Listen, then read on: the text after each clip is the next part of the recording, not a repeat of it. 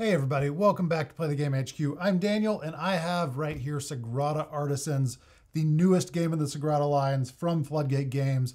Now we were sent this game for some photo and video work that we're doing for Floodgate.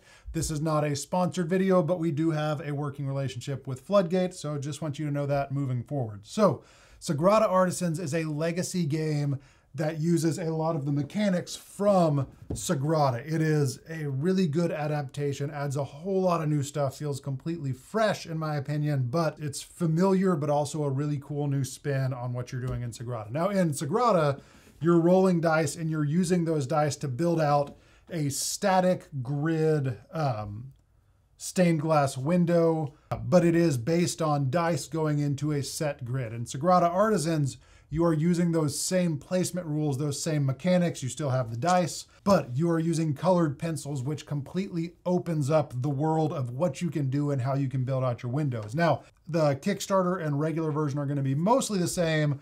I believe the only differences here are Kickstarter version has star stickers for the legacy points. It comes with this colored pencils, or this pencil sharpener that has the Sagrada kind of logo on it. In the Kickstarter version, you're going to have 4 boxes of colored pencils, where in the retail version, you're going to have 1. And the Kickstarter version is also going to come with the booster pack number 2, whereas regular version is just going to have the, I believe, just the window booster pack number 1. So let's jump into what you're doing in this game. It is a legacy game, so it is going to grow and evolve throughout the game. You have this big box of cards right here that are going to work you through the story. Each round, each step through the legacy game is going to have a different set of cards. You're going to start here at the main deck. You're going to have an intro card that sets up the story. And then in the first one, you're going to be given your goal cards, very similar to Sagrada, that have, you're getting points for each of for a specific colored space. So each player is going to get one of these cards, and that's going to give them a unique goal, things that they're going to be working towards. Then you have tool cards that you're going to be able to buy with points that you earn, and these are just going to allow you to do things. You're going to be able to use them in future rounds. You're going to keep these in your notebook and be able to use them in future rounds to give yourself a leg up. There are a lot of different tools that you can buy, and you're just going to have to choose how to use those strategically and which ones you want to add to your toolbox. And then you have an outro that's going to end the story. It's going to walk you through how you're going to end that story and anything you need to do potentially to set up for the next round before you go on to that. You have these card boxes. Some of them are going to be for discarding cards that are no longer going to be used. Some are for storing cards. There's one for storing tool cards that didn't get purchased in that round that will be available for purchase in future rounds. But these boxes here in the box, and they're just for storing cards as you go through. You will notice this big stack of envelopes here. These are going to be unlocked throughout the game. I have not looked through any of them except the one that is unlocked in the first round, which is envelope M. But there are so many envelopes here. And we also have these little crates here that sound like dice in them. These are going to be opened throughout the game. Again, as you achieve different objectives, you will be instructed to open these, and I assume, I have not gotten to a place where I can open any of these, but I assume they will be added to your dice pool to do special things. If they are in fact dice, that is what they sound like to me. So the way that the game is going to work is based on your player count. You're going to select a certain number of dice from the bag. You're going to roll them, and you're going to place them on the spots on the board, the numbered spots that match the numbers of the dice. And then you're going to go through, it's the same snake draft from Sagrada. The first player is going to draft, you're going to go down the line. The last player is going to get to draft twice in a row, and you're going to work your way back down. Now, unlike Sagrada, you are not actually placing those dice on your window. You are using colored pencils to color in spaces for that dice. Now, the first window, this is what the first window looks like. And it is very similar. It's just a grid. It's very simple. When you select a dice, you're going to write the number in there and write the color. Again, you can't have the same number next to the same number or the same color next to the same color. And you have to build from a previously filled in square. Now, they do have some pre-filled numbers and pre-filled colors. So on this, you would just need to put a 6 of any color there as long as it matches the placement rules for any other dice that you've placed. So you're going to fill this out just like you would normally in Sagrada, but again, you're using colored pencils instead of placing the dice.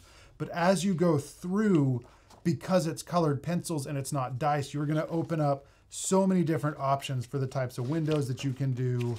Now you also have objectives that are unique to each campaign or each scenario. So this is the first one. You have these different goals that you're trying to do. And I'm not going to go into a lot of detail on these because I want it to be fresh for you if and when you get to play this. But you have different objectives for placement of your colored squares and the numbers that are on your window.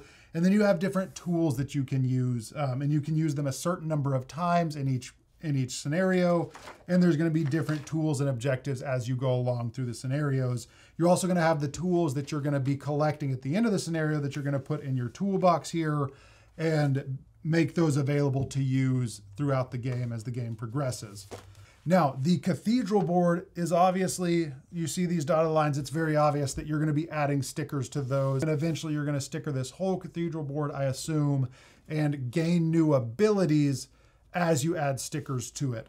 So just a cool, based on where and when and who adds stickers to different levels of the board, you're gonna open up the ability to use, or you're gonna unlock abilities that you can use if you were the one that placed those stickers.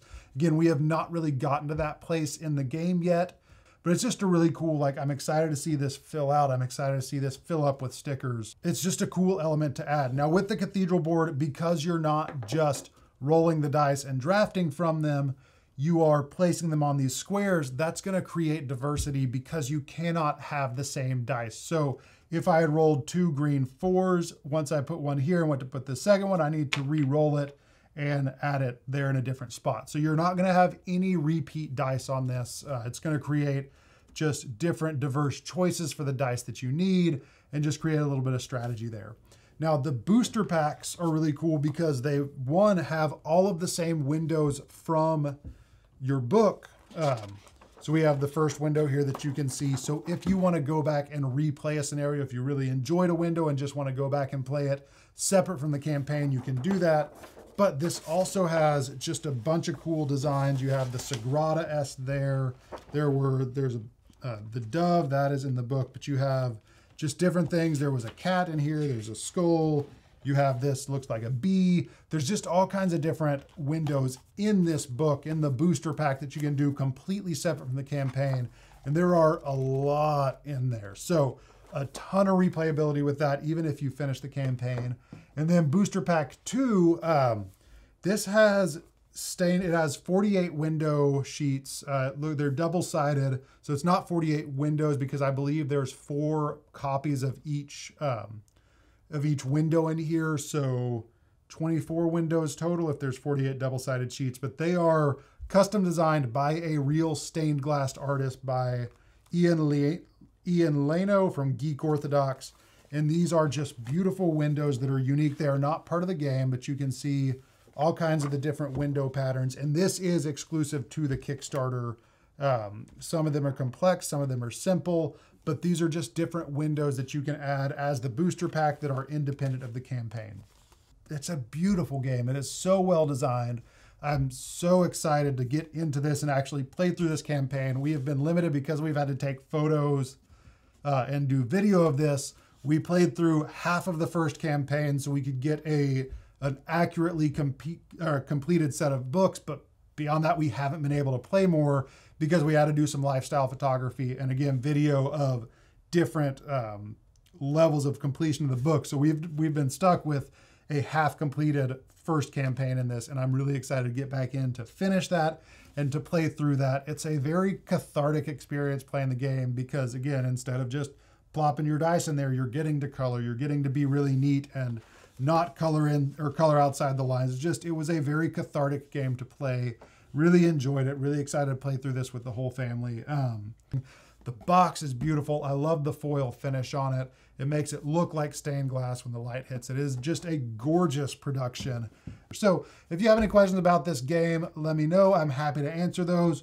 Once we get through the campaign, I will be doing an actual review of it, but just wanted for now to give you a look at what's included in the game because I know this game is going to start fulfilling very soon and start hitting tables. So if you see this around and that interests you, I hope you're able to pick up a copy. I hope you're able to play and enjoy this experience. Again, if you have any questions, let me know. Until next time, we'll see you later. Bye.